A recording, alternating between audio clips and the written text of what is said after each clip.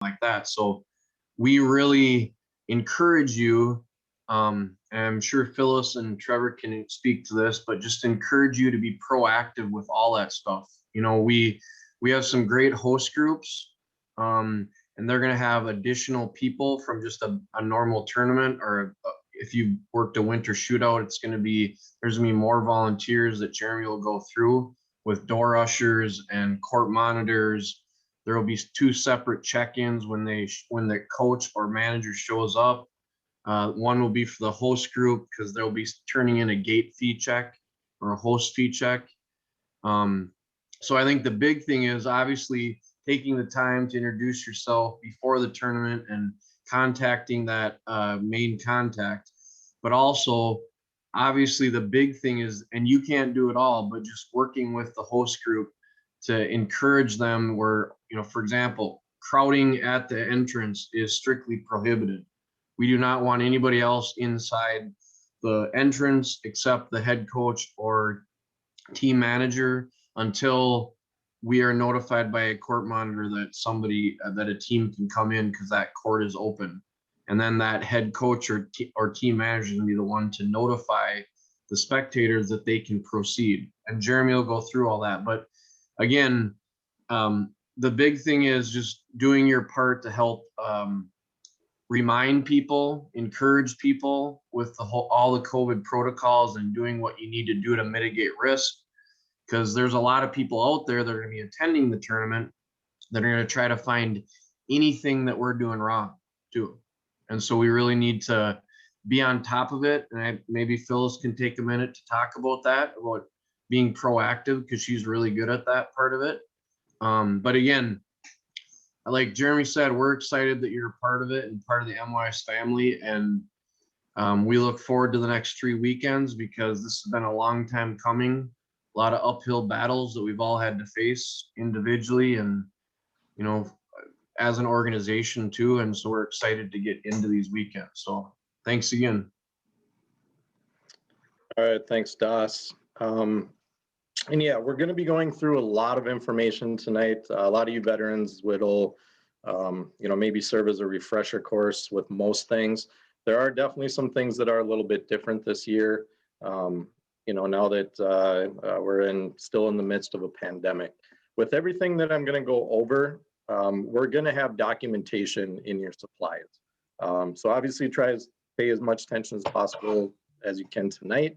Write down some notes if that'll help you out. But like I said, we'll have this all documented in your materials for you to reference throughout the weekend. I did send a couple of documents. I think, or hopefully all of you got them, but they were our tournament director manual and the roles and responsibilities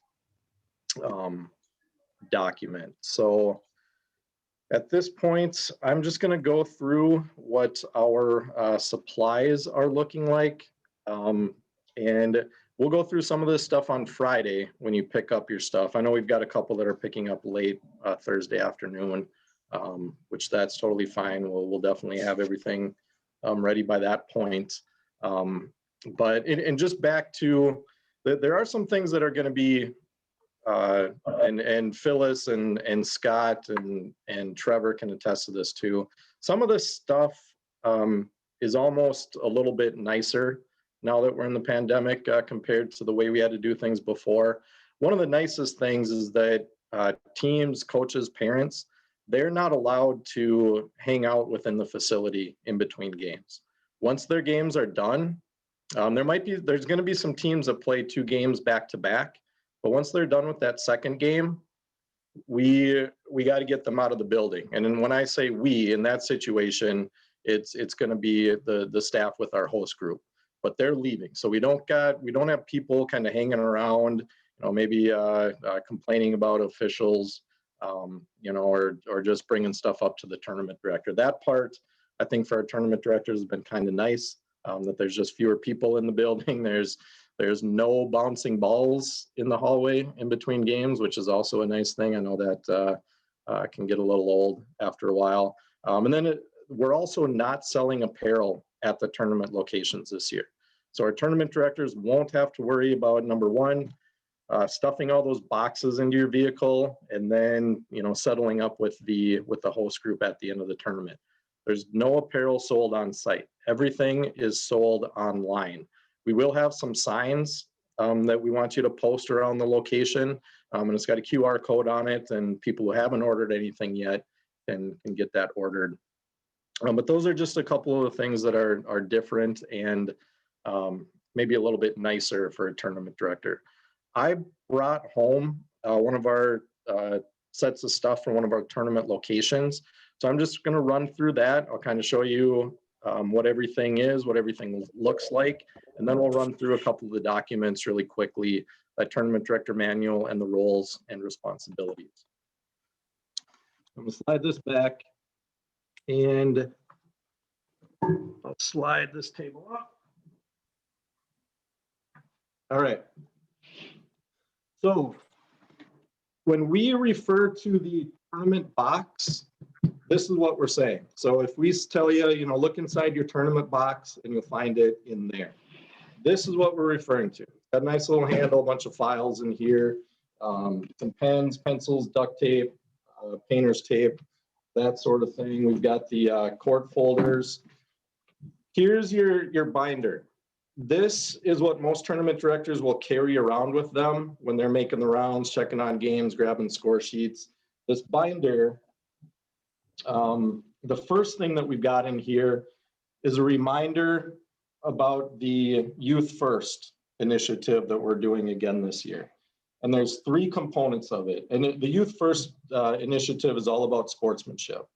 And there's really 3 things that we're asking get done at the tournament. We're going to remind all of our officials about it too, so they should be aware of it. We did it last year as well, so hopefully it's not you know, new to them.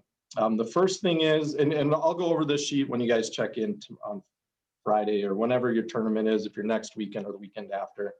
But there's 3 basic components. One is the spectator card that looks like this. And this is what we want our host group to hand out to people when they're checking in. Just reminders about sportsmanship. We've got these pocket reminders. They're a little card. We're going to put these on each of the scorers table. We're going to want our tournament directors to put these on each of the scorers table. And our officials are instructed to, prior to the game, hand one to each coach, and, you know, just remind them about sportsmanship. Just it's a good way to introduce themselves before the game too and get some dialogue going. The other component with our Youth First initiative is on the score sheets, and we've got a report in your binder. So this bracket here is for our 5th grade girls tier 6. Right behind that is a report, and this is our sportsmanship report. So what's going to happen there is on the score sheets, here's a court folder. It's got all of these score sheets in here, right here. They're all in order by date and time. But there's a spot on here where the officials can identify if the teams displayed good sportsmanship or not. We do give awards to the teams that get a perfect record throughout the weekend. It went over really well last year, and the teams that we were really surprised at how many people took this seriously, which was great to see. They wanted to have as many teams as possible from their association receive one of the Youth First Sportsmanship Awards. So that was great to see. So I just kind of jumped to this is the court folder. You'll have one for each court. This is court number 1. Inside that court folder, score sheets in order by date and time, like I said. We've also got a copy of the rules in the score sheet, and also just a further definition of our mask policy. And it talks in here too about you know, the official's role in reminding people, the coach's role, the tournament director. So we got to make sure people are wearing their masks. Everybody inside the building has to have a mask. Players while they're playing, officials while they're officiating, coaches while they're coaching, our tournament directors, everybody has to have a mask on. There will be some kids that have a mask exemption, and we've asked them to make sure the coaches have that documentation with them at the tournament. So the mask exemption, that's a form from the kid's doctor that basically says, for a medical condition, the player doesn't have to wear a mask. We've really seen very, very few of those this season, hardly any. So it's just kind of one less thing to worry about there. But back to the youth first stuff. So the officials will circle a yes or a no on that score sheet. And then we want you to tally that on this report. It's got each of the teams listed. It's got a column for yes or no on there. And one kind of general rule that we're going to go by, and we're going to remind the officials as much as possible to say, hey, can you make sure you circle the yes or the no on that score sheet? If you're a tournament director and it's not circled, maybe just swing over to the officials and say, hey, it looks like you forgot to circle this. Did both teams display good sportsmanship? And then you can circle it at that time. If you can't track down the officials, we're going to go with, if it's not circled, we're going to go with that it's a yes. So check it off as a yes. By default, if there's nothing identified, you can't track them down, mark it down as a yes. This stuff will be in your documentation as well. So that's the score sheets. And also in that score sheet folder, one thing I didn't mention before, here's some reminders. And right at the bottom, biggest, boldest part, it's some reminders for the officials. And there it talks about marking the sportsmanship on the score sheet, handing out the cards prior to the game to the coaches. And this can be laid out right on the scores table so those officials can see it. Nice and visible for them. I'll just keep plowing through our tournament director manual. Behind our first tab, we've got the gym matrix. And this one here is the handwritten one that'll show you when and where the awards games are. So this one is pretty darn handy. There'll also be a matrix in here that shows who your officials assigner is and which officials are going to be on which court at a certain time. If there is only one official that shows up on a court, on your officials matrix, there will be a phone number for that official's assigner. And we want you to call that official's assigner directly to say, hey, court one, we've only got one official, and then they'll make some calls and make sure that second guy or gal is on the way. Next tab in the binder, we've got a copy of all the brackets. That's where you can update scores throughout the weekend.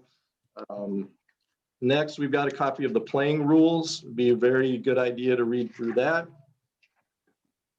Then we've got also an explanation of our mask policy, which is posted on our website as well. Again, everybody needs to have a mask on, whether they're playing or not. And if our court monitors, I'll touch on this in a little bit, but our court monitors that are provided by the host group, they're the ones that we really are asking to monitor that everybody's wearing a mask. And if somebody's got it around their chin or not wearing it, we're asking that they remind people. As the tournament director, you are responsible for essentially the entire tournament, mainly the competition aspect. But if you see some things that the host group isn't doing that they're supposed to, we would please ask you that you do talk to your lead person with the host group. And maybe it is a situation where court two, there's a bunch of people in the stands that don't have a mask. And the court monitor maybe is nowhere to be found or won't go up and talk to them. That's something that needs to be addressed. So if your lead person with your host group,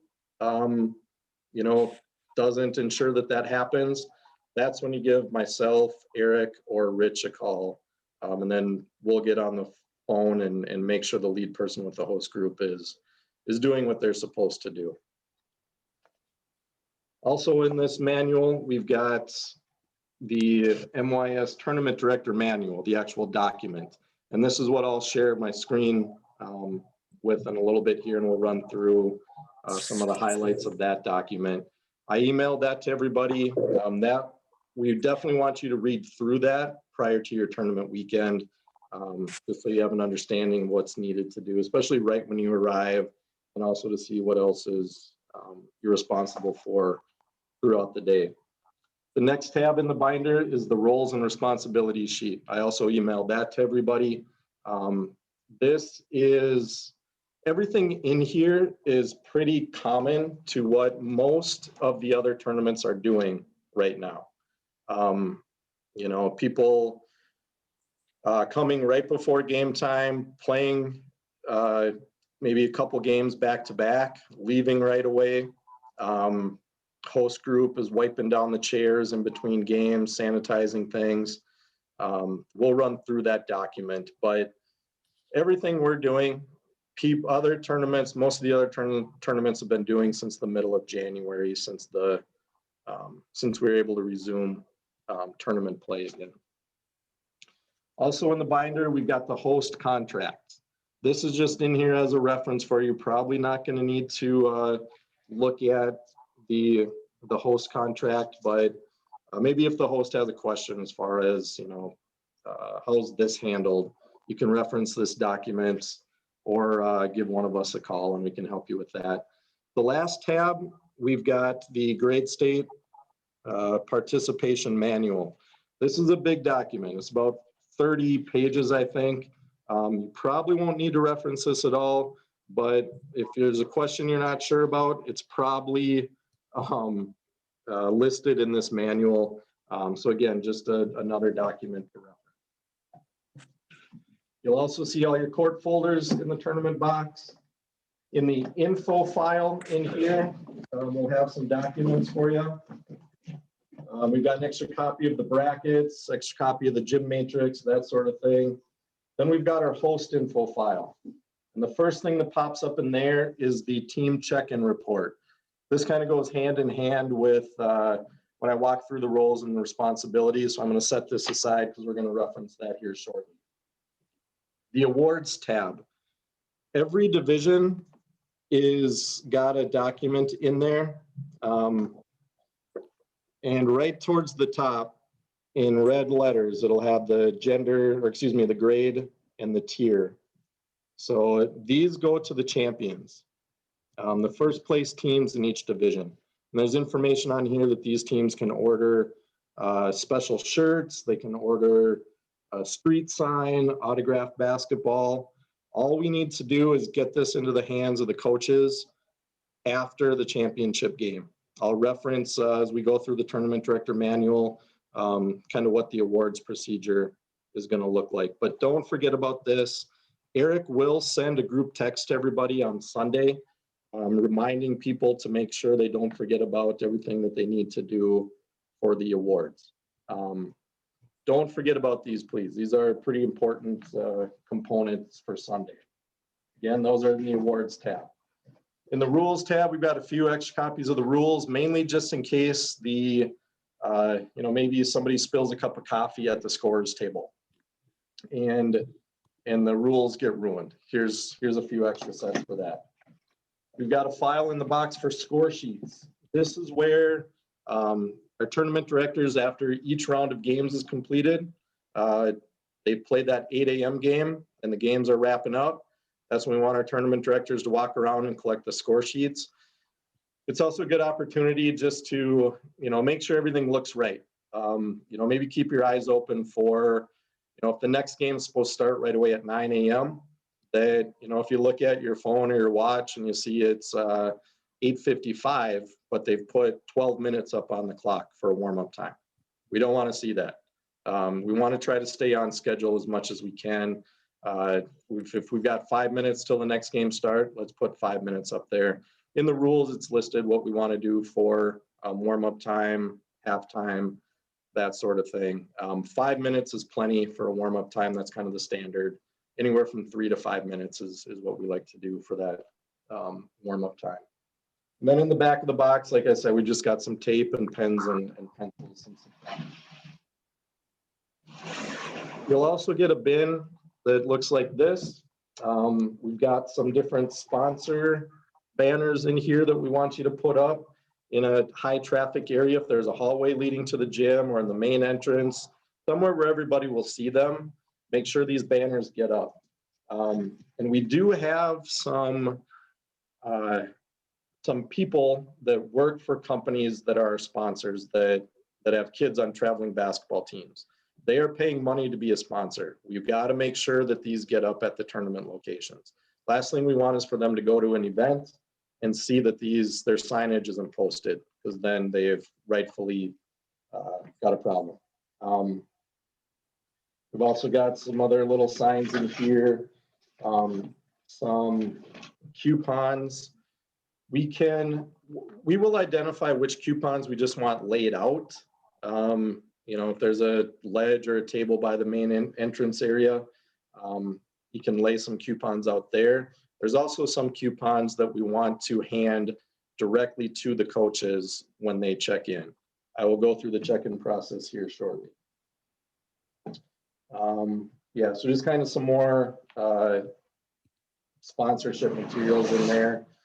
Then we've also got your tournament director banner. We want this to go on the front of the table where your team check-in table, tournament headquarters is going to be, or if you've got a wall right behind you, you can tape it on the wall. With all of our signage, we want the tape to be on the back. Number one, it just looks cleaner. Number two, if we put tape over the front, sometimes depending on what kind of duct tape it is, or it'll peel the finish off of our banners. So if you could, please always put the tape on the back. If you're going to put it on the front of your table, just roll up some tape and put it on the face of your table. All right, so that's kind of all your supplies. We will go through those quickly as well when you pick up your supplies prior to your tournament. What I'm going to do now is jump in, share my screen, so you can see some of the, we'll run through some of the documents. And the main two are the ones, like I've been saying a couple times here, are the ones that I sent out. So the first one that we're going to go through is the roles and responsibilities doc. All right, here it is. Hopefully everybody can see it. Tournament directors listed first on there, or if you've got this document in on your phone or email, or if you print it out, you can reference it there as well, obviously. Our tournament director, as I said before, you guys are the ones representing MYAS, handling all competition components. The last bullet point on here references deliver awards to the court monitors on Sunday. We'll touch more on that in a little bit. And actually, while we're on it, we're not doing any award ceremonies this year. Everybody we're basically just handing the coaches the awards and politely asking them to exit the facility. We will be reaching out to them post-event and ask them to send us a picture so we can post it on the website.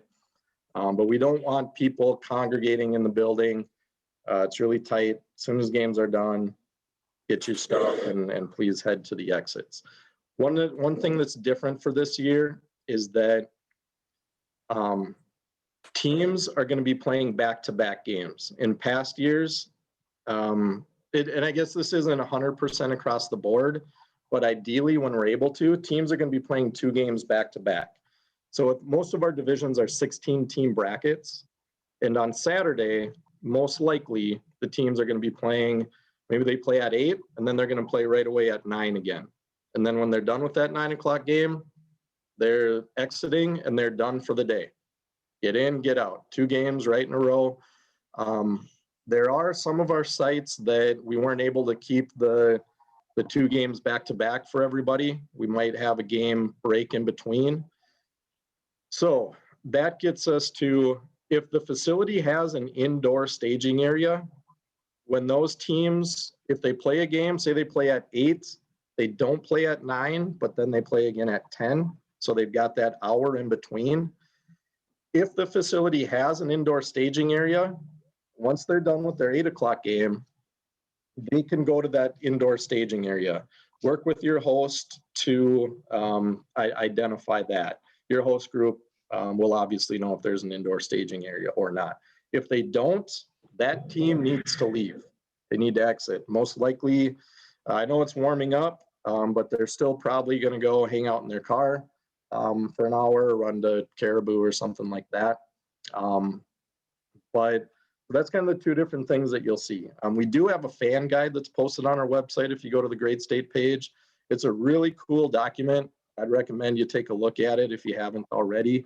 But that goes through facility by facility, and it tells people how many spectators they can have attend, how many, or which door to enter, if there's an indoor staging area or not, which door to exit out of.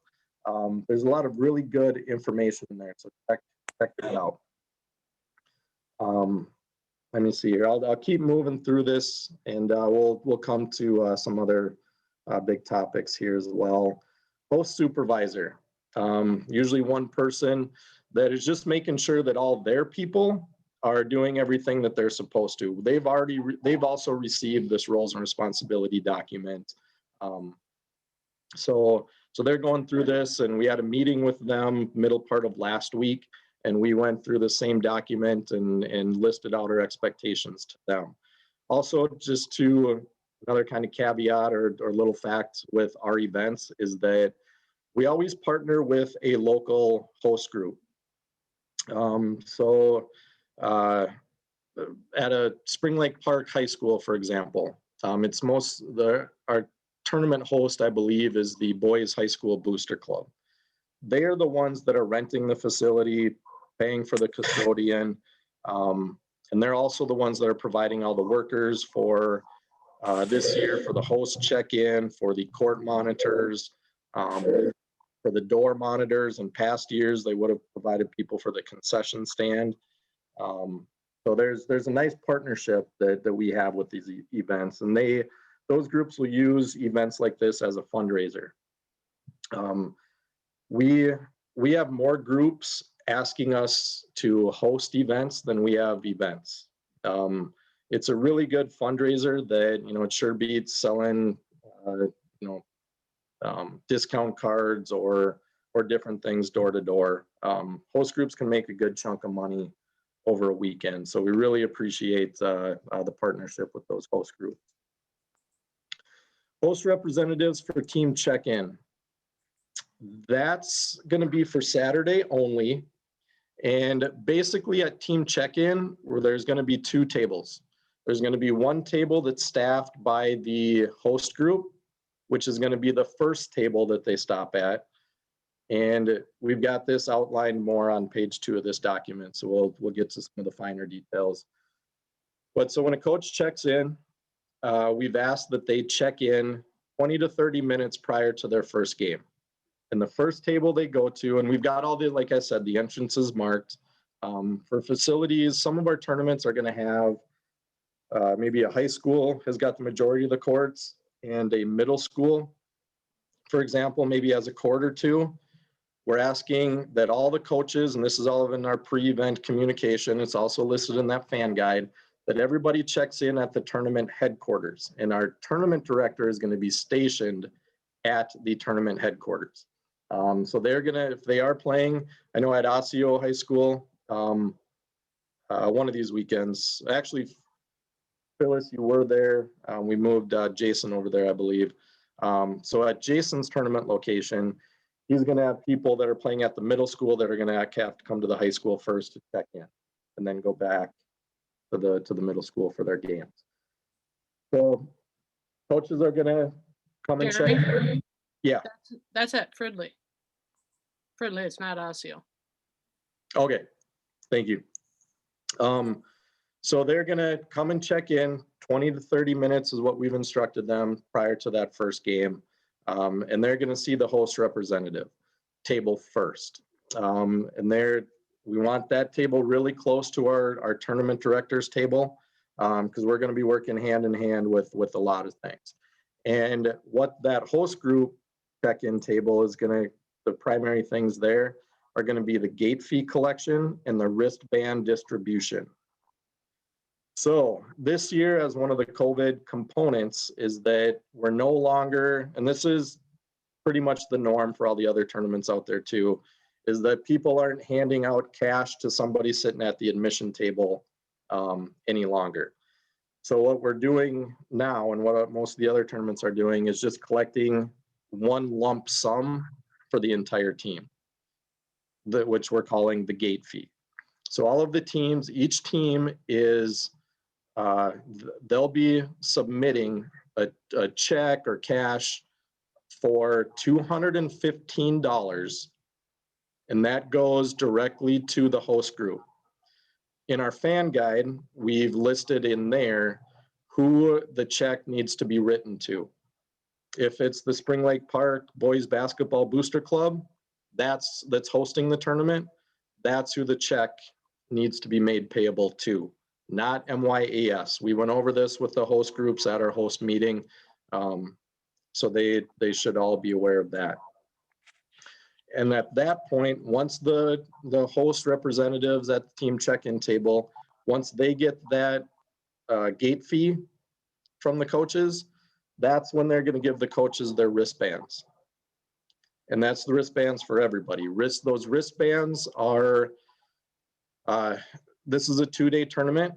So those wristbands, we're asking people to keep those on and wear those on Sunday as well. So those wristbands are for both days. A little bit later, we'll show you how many wristbands per team and what the breakdown is. So then actually we'll just jump into the door monitors here. We'll go over the team check-in process in a little more detail here shortly. The door monitors.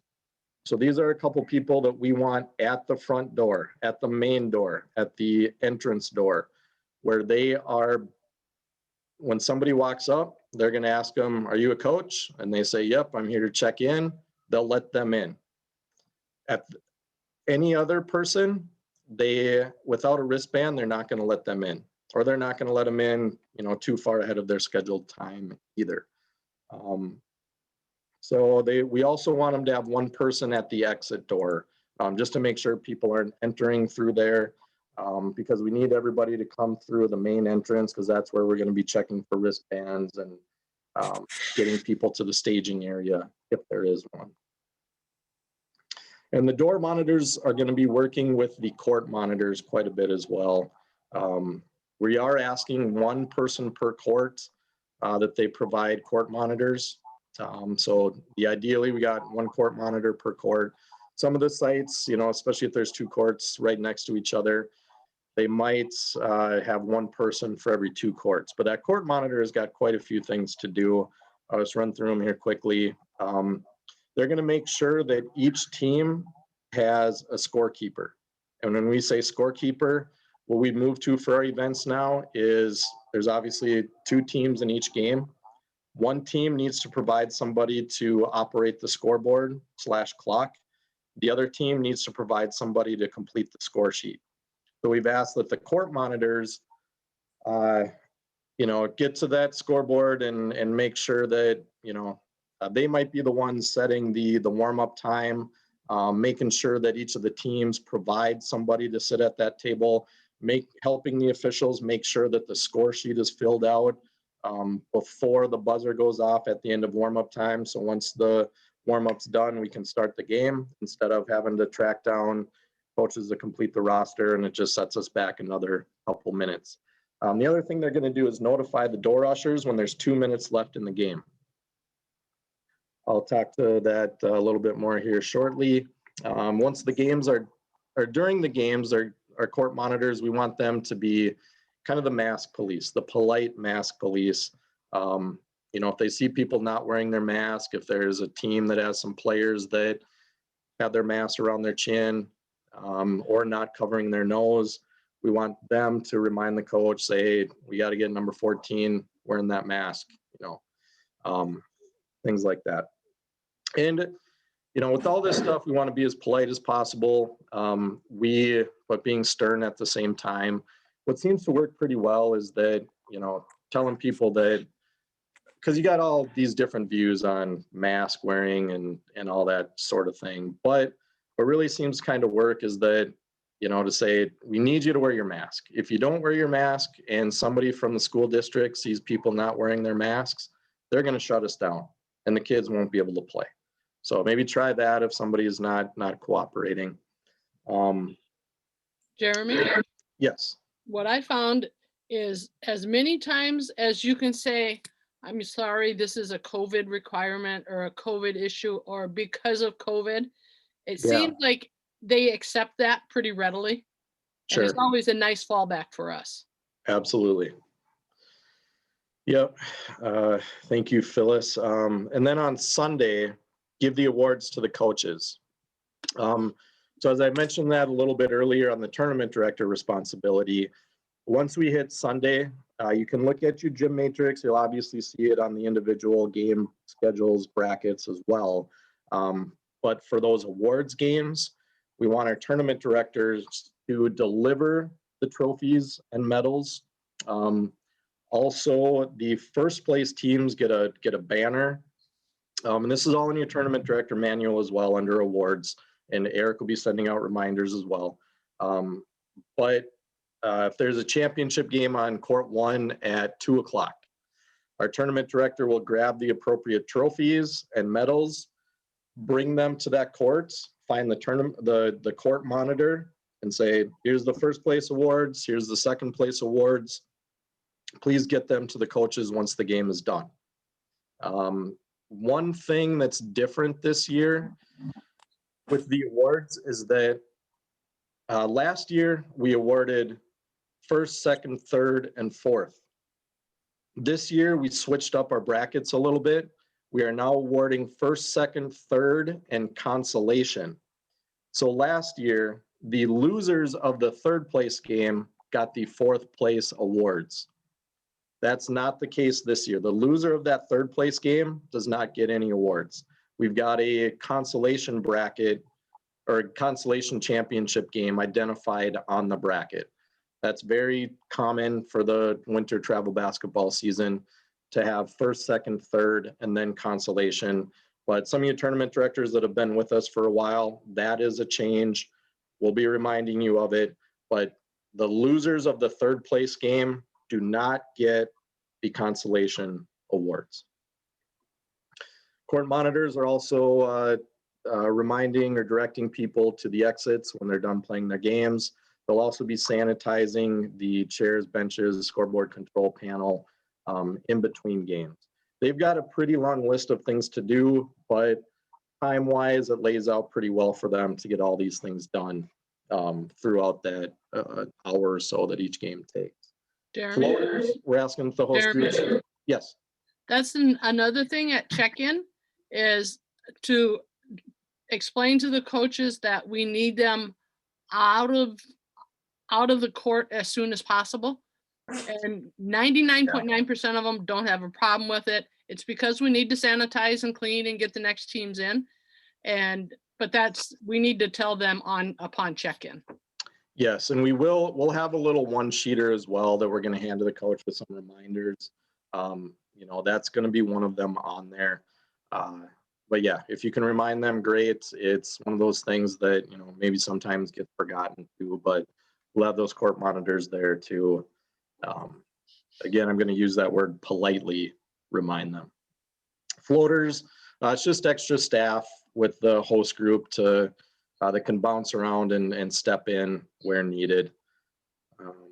All right, now we're going to get into the team check-in / team entry process.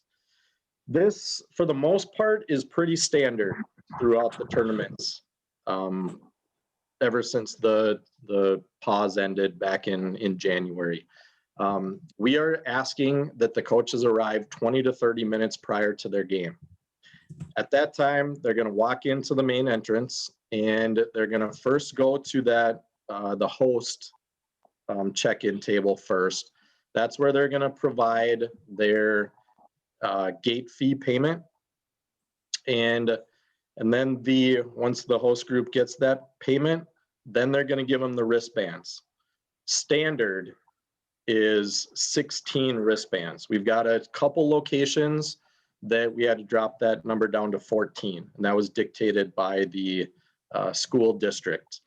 We've done the math and we've done the calculations on how many people we can get in there. based on what Minnesota Department of Health has posted with their gathering restrictions. And we are compliant at all of our facilities. And how that 16 number breaks down is we're allowing 3 coaches, 1 scorekeeper, and 12 spectators. The wristbands are the same for everybody. They're all the same color. They're not marked for coach, spectator. They're all the same. So 16 wristbands. It's a nice thing too that having that team scorekeeper, it allows us to get 1 more person into the building with each team as well. So that's worked out pretty good. So they're going to stop at the host check-in table first, submit the gate fee payment, and then get the wristbands. Then what's going to happen is they're going to send that coach to you guys and gals, the tournament directors.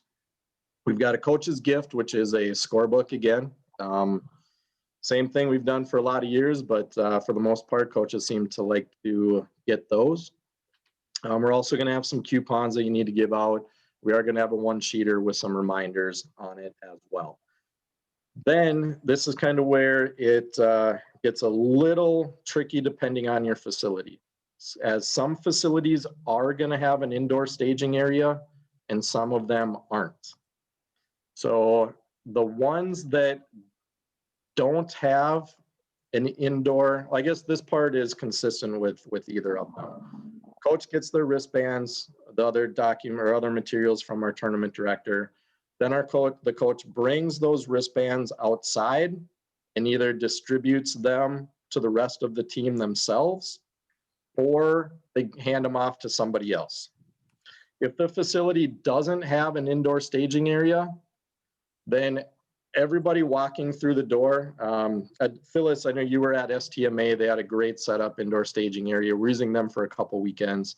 But what they did is they had one of their people by the main door, and this is how I'm assuming it's going to work for the other facilities that have an indoor staging area, is that even if somebody comes in without a wristband, they're just going to be pointed to the indoor staging area.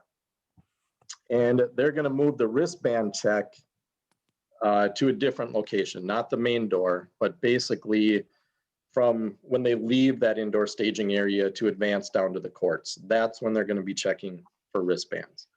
So if your facility has an indoor staging area, this is listed in the fan guide that's posted on the website.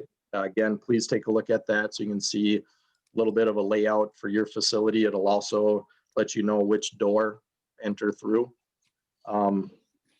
So if they do have an indoor staging area, they'll all be in there. Coaches can hand out the wristbands inside. And then once they leave the staging area to go to the courts, that's when the host group will check for wristbands.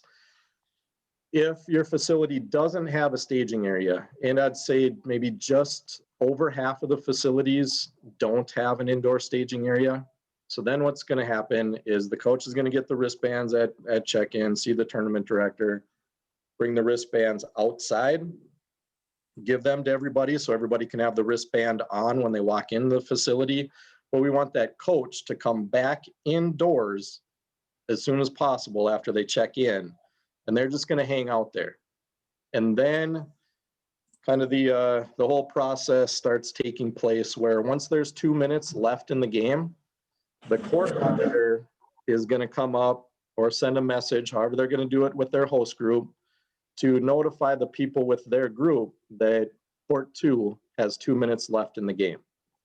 That's then going to trigger them, the people with the host group or the tournament director that's in that main entrance area, to say, you know, all those coaches are going to be hanging out in there. We only want one coach hanging out inside. That's when we're going to say, if you're playing on court 2, please send a message to the rest of your team. They can start walking up to the building. MDH and a lot of the school facilities, we're really trying to cut down on the huge crowds gathering right outside the door. We cannot have those. And that's listed in the fan guide and the communication that we're sending out. 2 minutes left in the game on court 2. Court monitor will notify the host group representatives that are at the check-in table they'll, yell out to the room saying, you're playing on court 2, you can have your people make their way to the entrance. And by the time they get up there, and that game is usually wrapping up, and it's almost a seamless flow then. And we can get that group into the building and down to their court. So that's how that process is going to work. Court's opened up. Yeah, and for the most part, those coaches that are hanging out by the headquarters table, most of them are using Sport Engine, Team Snap, or have a text chain. So most likely what they're going to do is just send a message to all the parents on the team saying you can now head into the building once they get notified that their court has opened up. If you don't, Jeremy? Yep. Can the parents come in at game time, or what's the status? How far ahead of time can they actually come into the building? If they don't have a staging area and everybody's outside, as soon as that notification is sent to all of the parents that you can come into the building, that's when they can enter. Okay. If we have an indoor staging area, as we've got posted in here, 15 minutes max prior to that game, that's when we want people entering. Okay. We're going to do our best we've got this posted on the website. We've already sent out multiple emails. We're going to send multiple emails again. We're sending them directly to the parents. We're sending them to the coaches. We're sending them to the association leaders to remind the people within their association about these policies, to refer to that fan guide, look at the information there. I know this seems a little tricky, but once you and the host group goes through maybe the first couple of rounds of this, it's going to become pretty streamlined. And as I've said before, all the other tournaments might have a little variation to this, but for the most part, this is what people are used to throughout the winter season. All right, so read through that. If you have any questions, please, we can cover those at when you pick up your supplies.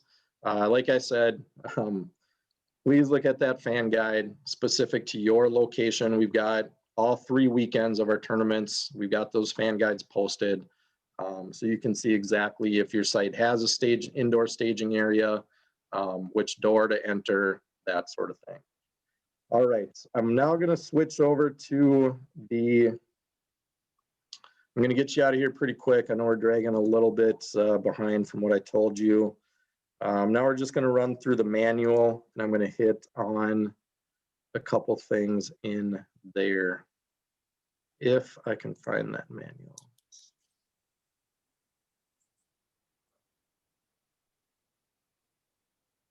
All right.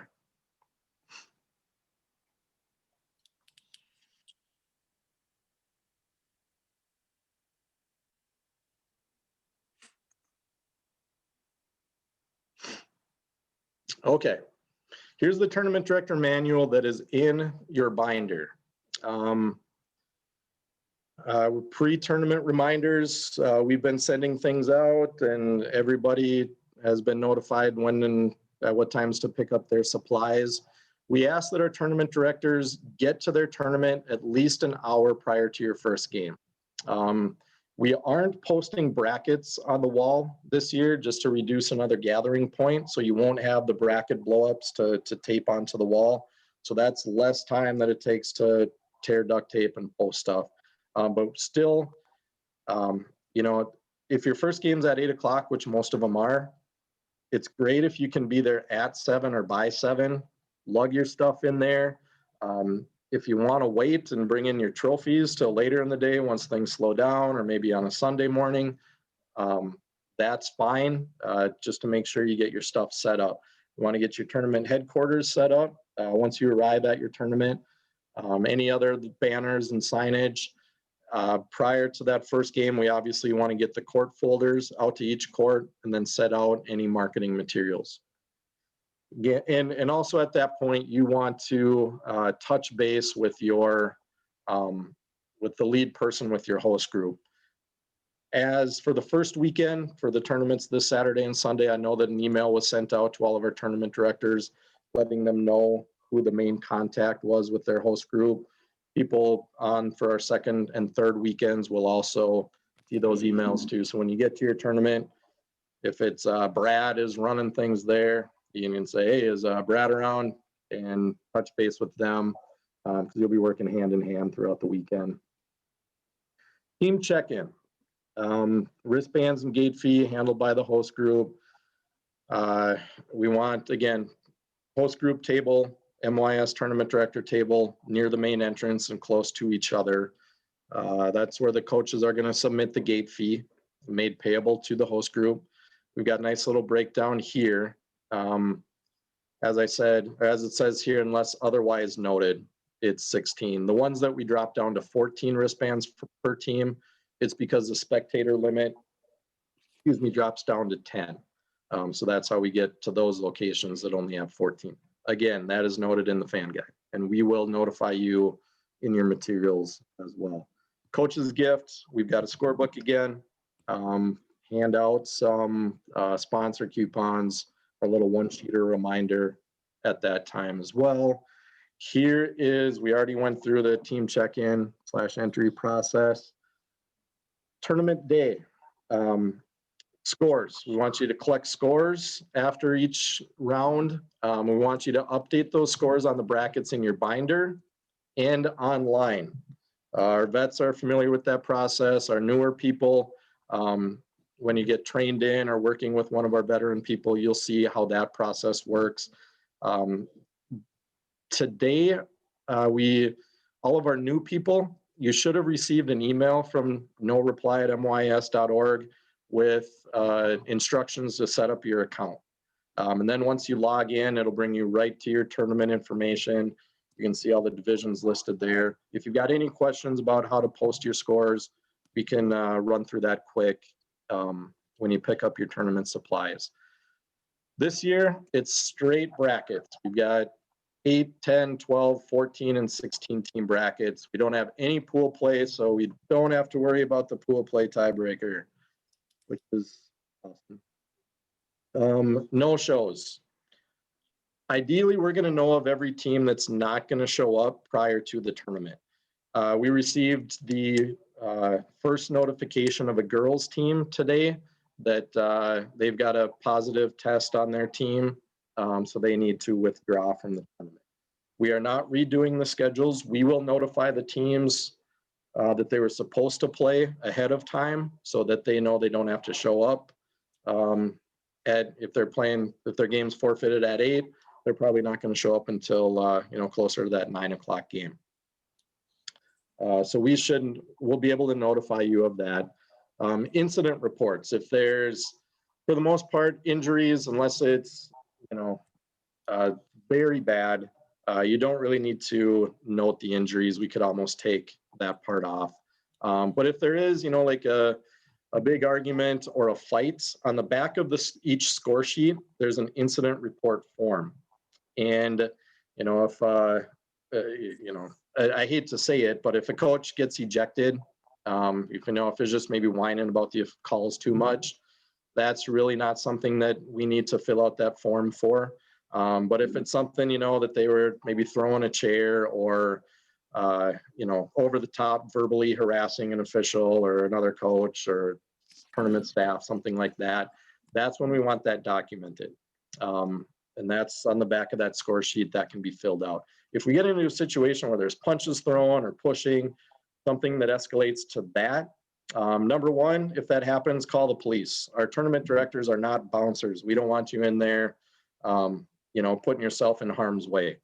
Use your judgment there. Call 911 in those situations. And if there's any situation that, you're a little nervous about, that's when we want you to go find there's strength in numbers. Somebody with the host group, your main person, or, if there's a floater, so you're not going into those situations alone where we maybe need to remind a coach to, calm down. We're here for the kids. Please don't set a bad example, that sort of thing. It's always nice to have a second person with you for those situations. Award distributions. Disregard 7 teams or less. Every division that we have has 8 teams or more. 4 teams in every division will get awards. It's noted here about what I mentioned before, first, second, third, and consolation. Most of our medals, we do have the later weekends, we've got some different medals that will have ribbon colors. But for this, and all of your bags are going to be labeled. The trophies will obviously say first place, second place, that sort of thing. Excuse me, the medals will be in bags and they'll be grouped. I think there's 11 medals per. Awards are for the players only. And they'll be labeled. Third and consolation, they look pretty similar. Those bags will be labeled. First place teams. There's a medal for each player, team trophy, banner, that t-shirt and sign order form that I had mentioned before. The first place teams get all of that stuff. They get the big haul. Second, third, and consolation teams. Yep. Will we have the banners to give to them, or will they have to order them? Those banners will be provided. Those will be in your tournament supplies in that clear plastic bin. They'll all be labeled by division. So Sunday comes around, you've got a championship game on court 1. Look in this manual inside your binder and make sure you send each one of these items listed here to court 1. For that first place team. In that situation, the loser of that game is the second place team, who also gets awards. They get medals for each player and a team trophy. Same for third place and same for consolation for those games. Those players will all get a medal and there is a team trophy. Noted here, you are in charge of getting the awards to the court monitors.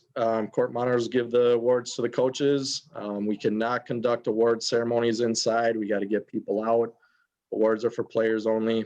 If somebody does give you some leftover medals, for example, take them back and bring them back to the office and we'll fill out complete sets for those upcoming weekends. We will also email all the teams post-event, especially those first place teams, and ask them for a team photo so we can get that posted online. In past years, we've asked our tournament directors to take a picture of them and send it to our staff. That's not the case this year. We'll reach out to them post-event. Also in the manual is phone numbers for the MYAS staff. We're there for you guys and gals. If you're unsure about anything, don't hesitate to call us. We would rather have you call us. We're on call throughout the weekend. This is our job. This is what we do. So don't feel like you're bothering us if you have a question. We'd much rather have you call us to get the right answer than be unsure about it. And down the road, it messes something up that we can't correct. So if you're unsure, please call us. Please do not give our phone numbers to coaches or parents. It's happened too many times where, maybe we call a coach to remind them about something. We need to get a hold of them quick, but then they've got our phone number and we're sitting, having dinner with our family and some coach wants to call and complain about officials that they had last weekend. So just please don't give us our phone numbers. If there's a coach maybe that's, really adamant about, I need to talk to Eric, I need to talk to Rich or Jeremy. Try to diffuse a situation. In any situation, that's what we want our tournament directors to do. Try to diffuse it, try to calm it down. If they really need to talk to us in that situation, we'd like you to place the call, hand your phone over to the coach or person, and then we can communicate with them. Granted, it is state tournament time, so things might get a little more intense, but for the most part, especially with teams, showing up, playing their games and leaving, people, we seem to be running into a lot less of those situations where, we're fielding complaints or listening to people gripe, when they've in the past had the opportunity to do that in between games. So as I've said, that's kind of a nice thing. Also, they're exiting out a door other than the entrance. So they're most likely not crossing paths with you again, whether they win or lose. So that's a nice thing. Tournament wrap up, basically everything you brought, that you still have left with you, make sure you bring it back to us. As you're walking around, maybe grabbing your posters and stuff and taking those off the wall. That's a great opportunity to tell the people with your host group, thank you. They put in a lot of time throughout the weekend as well, trying to generate some dollars for their program. So we greatly appreciate that partnership. The more thank yous you can give them, the better. There will also be a pay sheet in your tournament box where you can log the hours that you worked, and then basically calculate everything out. So then once you drop off your stuff, we'll give that to our accountants and get everybody paid. Regarding payments, we are on an every other weekend cycle. So depending on where it falls, it might be, maybe a 7 to 10 days at the most that it takes to get your check in the mail. Our account is very good at getting those checks out. And it's usually the Tuesday following our pay period. So usually get them Wednesday, Thursday at the very latest. We definitely try to get those out as soon as possible. Last note here, I know we're throwing a ton of stuff at you, and there's a lot of different things. It's all documented, we're a phone call away, but please do the best you can to complete all of the tasks that are expected. We very rarely have to deduct anybody's pay, but there have been some times where, if there was a whole bunch of stuff that didn't get done, we might have to go that route. We are in a situation where we have a lot of really good tournament directors, and when trying to figure out future opportunities, the tournament directors that do the best job are most likely going to be the ones that are getting the first dibs at the events. They might be the first people that we call if we're in need of somebody. So just please do the best job you can. Very unlikely that we're going to have to dock anybody's pay. I don't foresee that being an issue, but just do the best you can to complete all the tasks outlined within this document and the other materials that we are sending over. Sorry I held you a little bit late. Looks like about almost 15 minutes here. But I know, like I said, there's a lot of information we're throwing at you. These materials are going to be in your supplies. We'll have written documentation that you can reference. And another thing I'll add as we're kind of wrapping up here is that I think Phyllis, Trevor, Scott, some of the other guys who have worked for us more recently, it seems like we're still kind of in that honeymoon period where people are just kind of happy and feel fortunate to be able to play again. We're hoping that continues through the state tournament. I know the state tournament, especially, Sunday semifinal games and that sort of thing are a whole different animal. But the conduct that we've seen at the tournament so far this year has been better than any other year so far. So again, everybody, thank you for being a part of our team here. If you've got questions, shoot us an email, give us a call, shoot us a text if you've got our cell phone numbers, or else you're welcome to answer those questions when you pick up your tournament supplies. A couple things about tournament supplies. Even though we don't have apparel this year, our veteran tournament directors know there can be quite a few boxes of apparel that can take up quite a bit of space in your vehicle. Still make sure your vehicle is cleaned out as much as possible. With the brackets, the way we've modified them a little bit, we're able to fit more divisions at a location, which means more trophies. And those trophy boxes are pretty good size too. So if you've got access to an SUV or a minivan, or even if you don't, we're most like, we'll make everything work. It's like a big game of Tetris, and we'll fit it all in there.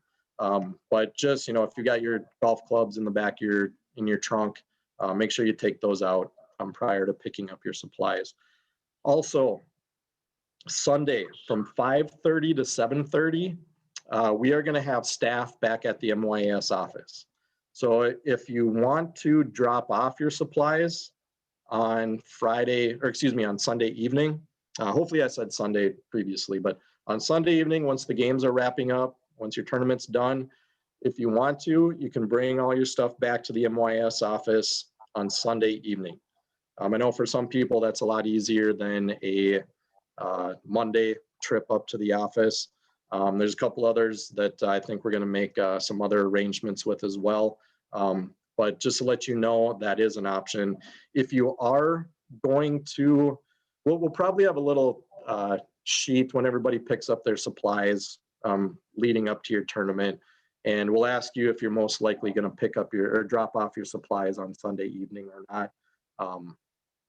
That way we're not waiting around for people that aren't showing up. But we want to make sure that we offer that opportunity for people as well. If you can't drop them off Friday, the sooner you can get them back to our office on Monday, the better, just so we can start the whole process of breaking those materials down and then, building up the materials for the tournament the following weekend. So also I'll throw in there that the spring tournament list is going to be sent out pretty soon. So hopefully we've got everybody on board to host some tournaments this spring, early summer. Even after that, there's plenty of baseball opportunities that are coming up. So you'll get that list from me with the weekends. And I'll have a date on there saying, please return your available weekends by a certain date. And then I'll get back to you shortly after that and let you know that most likely you'll get at least most of the ones that you want to work. So then everybody can get things planned out for the spring. But thank you again to everybody. Really appreciate you being on board, representing us at the tournament locations. And any questions come up, feel free to hit us up tomorrow, or you can ask them on Friday when you're picking up your supplies. Thank you, everybody, and have a good night.